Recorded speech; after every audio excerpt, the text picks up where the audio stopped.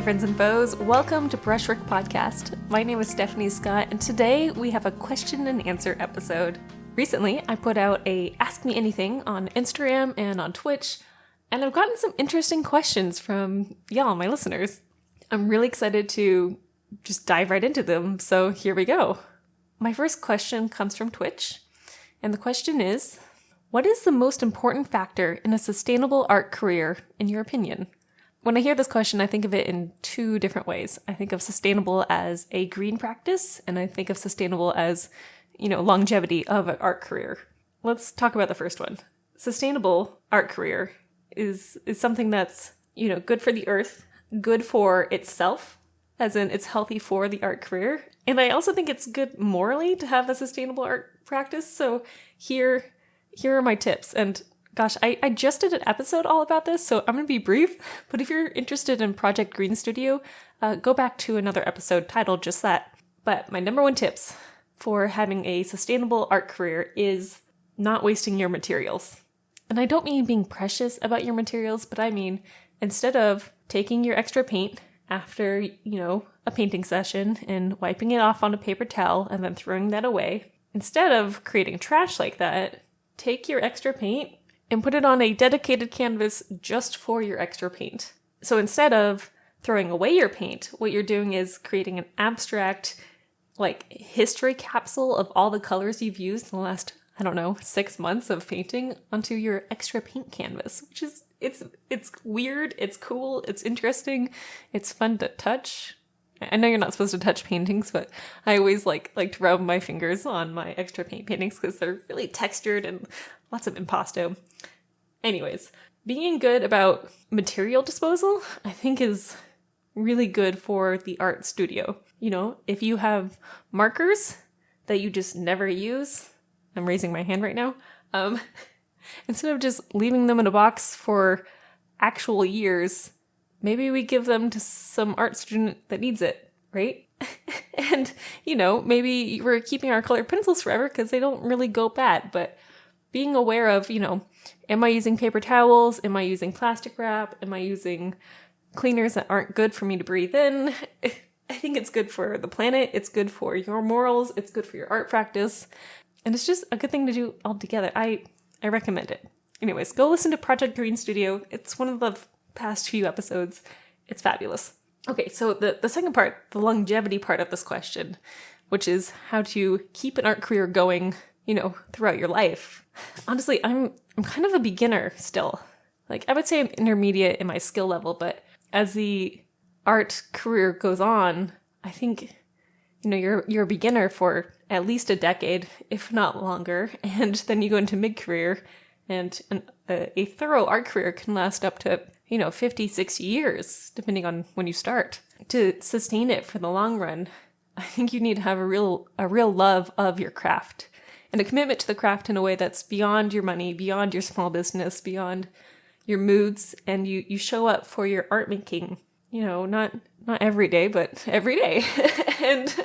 and it's something that you're committed to, but also you're driven by it. You have a tenacity for it. I know this person only asked for one thing, but I feel like the second thing that you need to have a sustainable art career is really good support. That means your family and your friends and the space you're in contribute you to making art that you like, right? So, for example, for myself, one of the biggest supports I ever got in my life has been that my parents have paid for my art education, which has saved me thousands of dollars of debt, of student loans that I would have had to pull out anyways. That boost, that support, and me being able to be a full-time artist, like when I graduated art school, I had 3 different part-time jobs and I was an artist. And if I had student loans, I would have had to keep having those part-time jobs, probably even till now. Whereas I was able to shave them off one by one over the course of 8 years. Does that make sense? That kind of support it's invaluable as an artist. Having a partner that likes your work, having family members that come to your show, support makes a sustainable art career. Okay, wow, that was a long answer for question 1. I like it. Okay, number 2 is much more personal. My friend on Instagram says, if you weren't an artist, What would I do for work? Shall I tell you a little history about myself? From the ages of like 5, maybe 4, till I was 17 or 18, I thought I was going to be a horse trainer. I thought I was going to be an equestrian and show horses and maybe even go to the Olympics someday. That's the track I thought I was on. I was really dedicated to being an equestrian, and it really shaped me as a person. All that time I spent in that field of work. I had a moment where, something was happening in my life and I was like unable to ride anymore. And I then pivoted to being an artist. And that's kind of how I started, being like, oh, well, maybe I'll take all this time and energy I'm putting into being an equestrian and turn it into, okay, I guess I'll go paint now. If I was born somewhere else in a different setting, I think I have a really big affinity for geometry and the sciences. And I think that might have been a track that I took instead. Who knows? It's always fun to think of what if, but I'm really happy where I'm at now. Next question is, who is your dream artist collab? Oh, okay. So if you're one of my friends, you know that I am always asking other artists to collaborate with me on paintings. My favorite is this project that someday I'm hoping to have a big show where it's just like all of the collaborations I've done with other artists, and I'll put them all together. But basically, every time I ask for an artist to do a collaboration with me, I'm like, okay, how about we each get a painting or like a panel the same size, and then I start one and you start the other, and then we trade and we finish each other's painting. And then at the end of it, we get 2 really cool paintings. And I was like, this is the best idea. I've done this 5 times now, and I have 2 in the works currently. It's so much fun. But my dream artist collab, I'm pausing because I have like 10 answers in my brain. And I'm a little bit terrified of them happening. Because like, what if you say it into the universe and then the universe delivers and you're like, oh, well, I guess here we are doing an artist collab.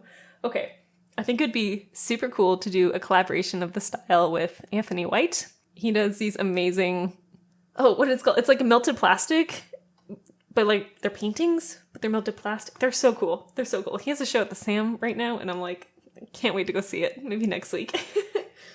I think it would be cool to do a collaboration with Zoe Frank. She's one of my favorite artists, and I met her on one of my residencies in Italy, and I was like, holy cats, you're so good at painting. I think that would be cool. Gosh, just like anyone really would be amazing. So, okay, look, what I'm saying is if you are a painter and you're like, I think it'd be cool to do a collaboration with Stephanie, you should just hit me up because I'm probably going to say yes. But if our styles go together, All right. Enough of that one. Okay, so this one's from Twitch. How much art and other media do you need to consume compared to how much art you make? Oh, I have never thought of that before. How much art and other media do you need to consume compared to how much art do you need to make? I definitely consume a lot more art than I make art. Simply because, you know that feeling when you're speaking and you're speaking really quickly and you're getting your thoughts out, but then you go to type it and it takes, or like write it out even, and it takes so much longer to get your thoughts out. It's the same sort of thing where it's like me making something takes so much time. And so I'm looking at so much more art than I am actually making it simply because of the hours it takes to make just one painting. I think I spend about 15 hours on average per painting. It depends on the size though. Maybe like 5 times as much art you need to look at before I make things. Like that's like my average, probably. I should count someday. Like, how much art am I consuming? Like, count how many pieces of art I look at every day. The internet makes it too easy. It's so fast. You're just looking at so much artwork. The next question is, are there art style trends? And which one is next? That's a great question. I think there is art style trends. Sometimes when I look at fashion, I see trends in color, right? Y'all notice this when you go to like the mall, or what if you go to the mall, whatever the youngins do these days. But you look at fashion and you're like, okay, these colors are trendy And, do you remember that time in like 2005 when mustaches were like all the rage? Art goes through the similar styles and trends and ideas. I feel like large pieces of art are really popular right now. I feel like I see more shows have really big paintings than I see shows with a lot of smaller, more intimate paintings.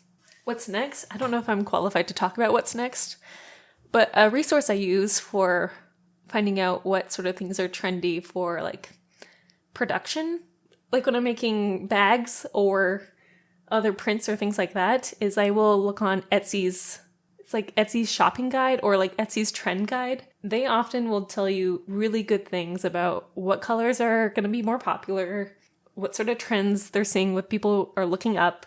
Like for example, for winter of 2022, they told me that velvet is going to be even more trendy and like flashy, sparkly things, which tells me as an artist that a lot of texture is going to be really popular soon. People are also looking at dark greens. I feel like green is going through a big trend right now, and I see a lot of it in just like when I look at Instagram, and not that likes mean anything, but when I see paintings that have higher numbers of engagement, it's a lot of like botanical things and a lot of green things. I don't know why, but that's when I notice it. Versus at the beginning of the year, I noticed a lot of kind of like corally colors were really popular.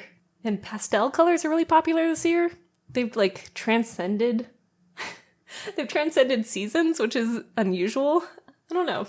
It's interesting. It's always fun to think about, but honestly, as a painter, I tend to disregard trends. Like, what's a trend that happened recently? Do you remember? You probably see it now, but that like 3-layer arch that's really popular. Usually it's in more neutral but also pink colors. It's like almost a rainbow, but it has 3 stripes. I feel like I've seen that arch all over the place for like 3 years. And people have asked me to make paintings of it, but I disregard that like symbol because it's so common. And now after I've seen it for like years, actually, it seems cheap to me. You know that fabric, what's it called, boucle? And you see it on furniture sometimes in magazines and on the internet. I don't think it's going to be a long-lasting good trend. I think people are going to look at it at a certain point and be like, that's tacky. And so that's why you got to, be aware of trends, but like, don't let them like lead your direction.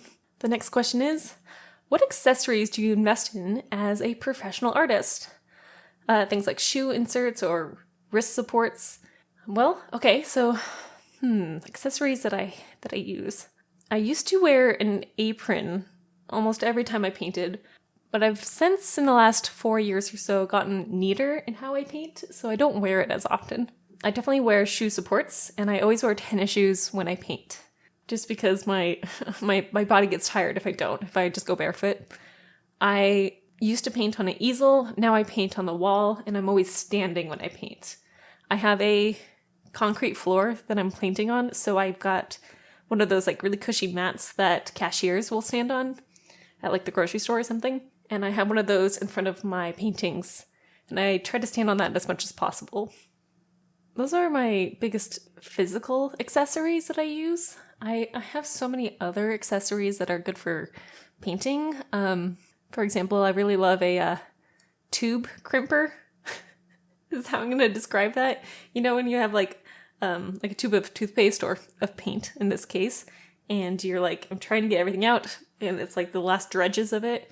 I have this crimper where you put one end through the crimper, and then you clamp it down, and it kind of rolls all the leftover material inside the tube up to the front, which is really handy. I have a couple of softbox lights in my studio that are good for winter months. It's September right now, almost October, and those will be very handy when it gets dark at 5 p.m. here in the Pacific Northwest. Other things are some really good rulers.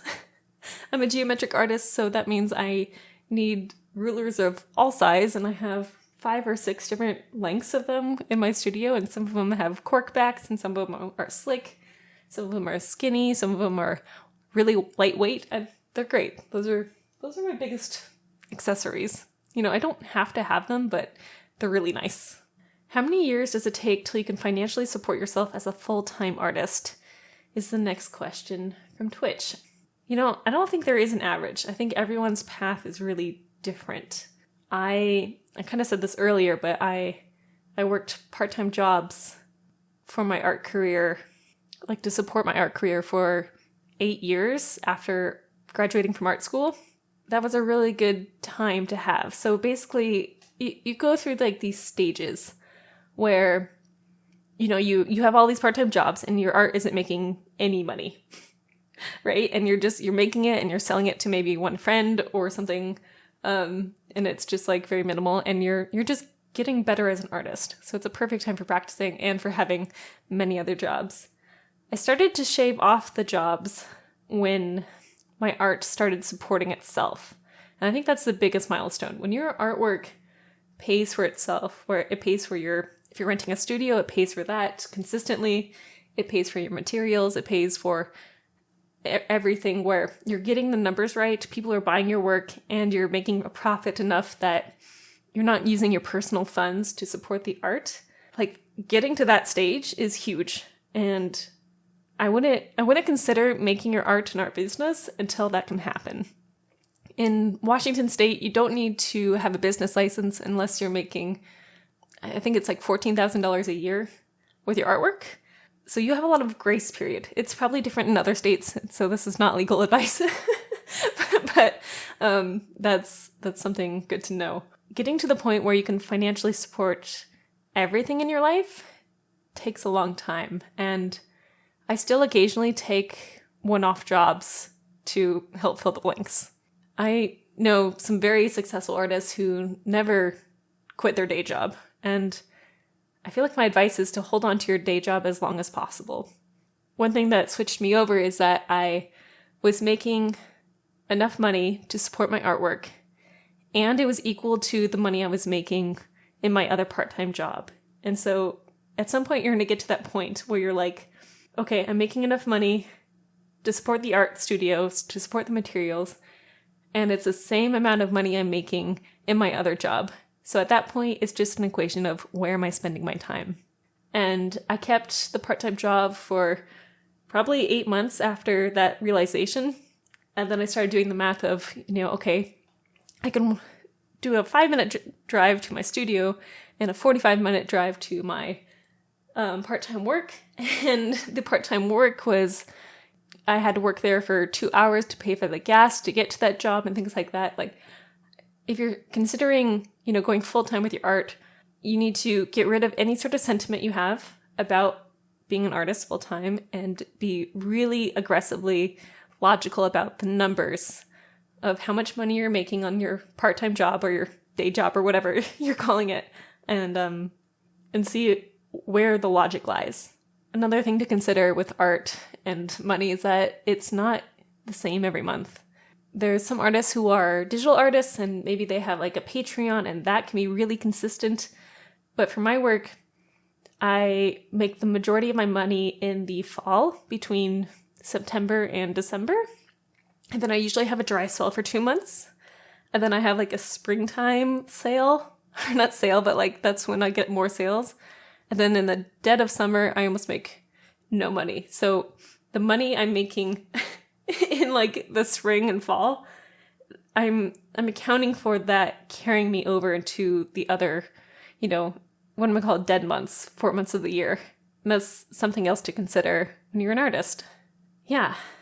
I think I'm just going on this art business tangent, but, being a full-time artist isn't for everyone and isn't for every style of art. And I've met several people who have been like, I'm going to be a full-time artist, and they were able to make a business happen, but their love of the craft completely died because they put the pressure of money onto it. You should really think about if this is even right for you. Not that you can't do it, but is it right for your artwork and your love for their artwork? Okay. that was a good tangent. To wrap that up, it's how many years does it take till you can financially support yourself as a full-time artist? It depends on the person. There is no average. It depends on your art and your ability to make money, basically. The next question is properly silly, and I love it, so we're going to answer it. Does being a professional painter affect how you brush your teeth? uh, you know, maybe. Basically, my goal in life is to live as long as possible so I can make as many paintings as I could possibly make.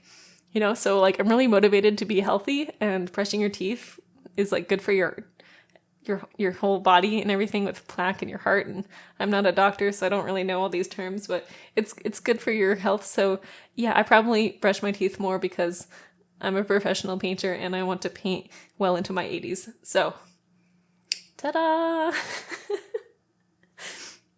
Okay, the next question is, how much time do you spend trying to help yourself and your friends hack the algorithm? I think this was an Instagram question, but I can't remember.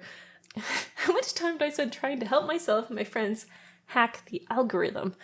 That's a really funny question, and I really like it. Let's see. By hacking the algorithm, I think you probably mean like being quote-unquote successful on Instagram, in which case I spend, I don't know, I think I spend at least half an hour every day doing art business stuff on Instagram. And that means commenting on my friends' work, commenting on strangers' work who I think might be interested in my artwork, posting, making videos, things like that. So probably half hour every day, which is like 3.5 hours every week. So yeah, that's how long I spend trying to help myself and my friends hack the algorithm. Oh, that's such a good question.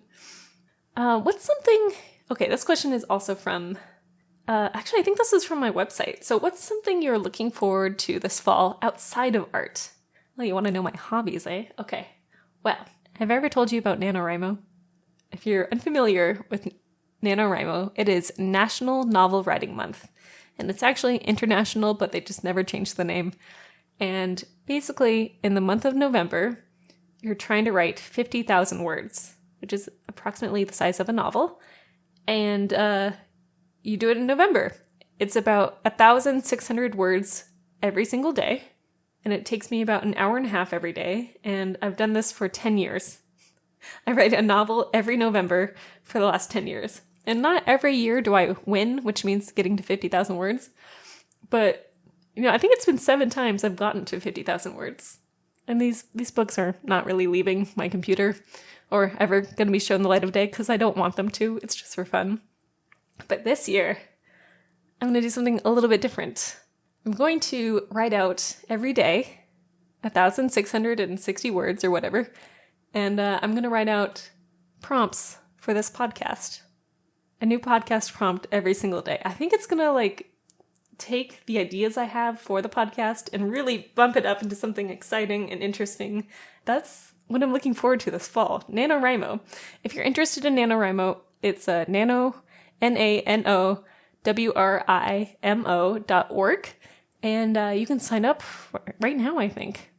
You want to do it with me? You should leave a comment on this episode if you're going to do NaNoWriMo with me, because they're so fun. They're so fun. My favorite part about National Novel Writing Month is doing some of the meetups where you can go into these public spaces and someone will organize a meetup where you will bring your laptop or whatever your writing utensil is, and you go and you do writing sprints where you write for 20 minutes, but with other people who are also doing NaNoWriMo. And usually I don't know anyone who shows up to them, and you make new friends, and being around other people who are also writing is really encouraging. And sometimes there's races and prizes and whatever. It's super fun. So would encourage it if you've ever been I want to write a book, or I want to write literally anything. It's the best. It's so good. All right, I have a few more questions and then we'll wrap this episode up. Okay, so this next question is from Instagram. And the question is, what do you do to relax with such a busy schedule? And, I just love talking about chilling out and relaxing because I have so many hobbies. I think my hobby is collecting hobbies. But my favorite thing to do to relax is to read. I am an avid fantasy reader. I love YA books. I love biographies and art books. I'm in not 1, but 2 book clubs. That's my favorite thing. Are you a reader? Will you let me know in the comments what your favorite book is, or maybe even what you're currently reading? Because I want to know. I love books. My next question, also from Instagram, what people or things inspired you to become an artist, specifically a painter? Gosh, that's like such a giant question. I feel like I was around a lot of artists growing up. I was around a lot of people who collected art, and so I was exposed to a lot of paintings, really great paintings, as a child. And that was really, I mean, it's kind of a vague answer and kind of a boring answer, but it's no one person or thing that made me want to be an artist. It was just continuously seeing great art and being encouraged when I picked up a pencil and a paintbrush to keep making art. And the friends I had around me were also creative people. They sewed, they drew, they took photographs, and you want to do what your friends are doing. And all of my friends happened to be artists. It was pretty good. Okay, so this next question is cheesy, but I love it. My friend Stephanie asked me, how'd you get so cute and funny and just nice?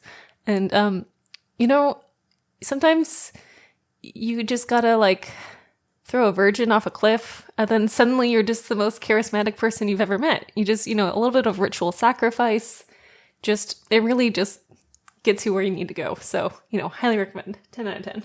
I'm just kidding. Do not throw people off cliffs. Oh my gosh. Okay, and my very, very last question is, what other artists, living or dead, inspire you? All right, so my favorite artists, living or dead, I feel like I kind of answered who my favorite living artists were before when I answered the question of who would I like to collaborate with. But I feel like my favorite artists who are not living currently, they might raise from the dead or something. Today's the first day of fall, and I'm just like in spooky season full out. I'm ready. I'm ready for creepy references. Anyways, my current favorite artist that I've really been looking at is Rosa Bonheur. And she does a lot of just really romantic, almost, paintings of animals. She's in many museums, and I think her life is really interesting. She's a queer artist, and she lived in a time where that was extremely dangerous and challenging. I really look up to that. She has some cool biographies out there. Another one is my favorite landscape painter, which is Corot.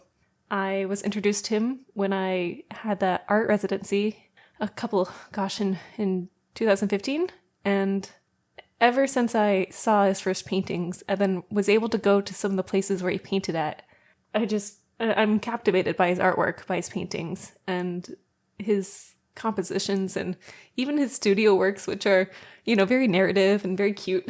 It's just, a man can paint some trees, and he paints them so well that it just blows my mind. So those two are some of my favorite artists who really inspire me that aren't currently living, I think. All right. That's all for today. Thank you for joining me for today's episode of Brushwork Podcast. I hope you liked this very casual conversation style of podcast. And if you want another Q&A episode, maybe in the spring, I'll think about it. Send me your questions because I would love to answer them. All right, friends and foes, make good choices, and I hope you have a good day. Bye.